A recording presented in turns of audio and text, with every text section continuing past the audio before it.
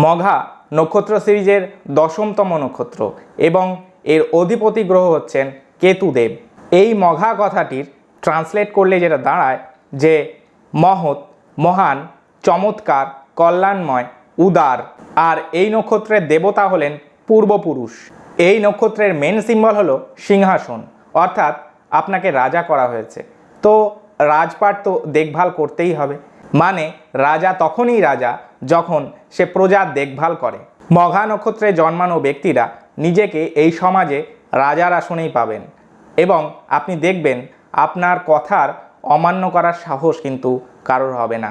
এই নক্ষত্রে জন্মানো ব্যক্তি খুবই অহংকারী হবে এবং অনেকে ইনাদের ভুল বুঝবেন, কারণ অন্তরে ইনারা অনেক নরম প্রকৃতির মানুষ হন এবং সবার কল্যাণ সাধনে ইনারা কাজ করতে ইচ্ছুক।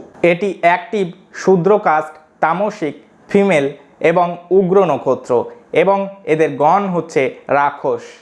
আর যদি এই নক্ষত্র কারোর লগ্ন নক্ষত্র হয় তাহলে তার বড় নাক, রাজকীয় হাবভাব এবং স্ট্রেচারের ব্যক্তি হবেন। নর্মালি ইনারা সাহসী হবেন, নেতৃত্ব দিতে সক্ষম এবং দায়িত্ব নিয়ে খুব সচেতন, টাইমের দিক দিয়ে খুব পাংচুয়াল হবেন। আর ইনারা চ্যারিটি করতে খুব ভালোবাসেন। তবে ইনারা যদি কাউকে কিছু ধার দেন, সেটা টাকা হোক বা অন্য কিছু, তাহলে কিন্তু তারা আর সেটা ফেরত পান না। তাই তাদেরকে এই পরামর্শই দেওয়া হয় যে আপনি যদি কাউকে কিছু দিতে চান তাহলে আপনি এই মেনেই দেবেন যে তাকে দান করছেন, কারণ সেই জিনিস আর কিন্তু আপনি রিটার্ন পাবেন না।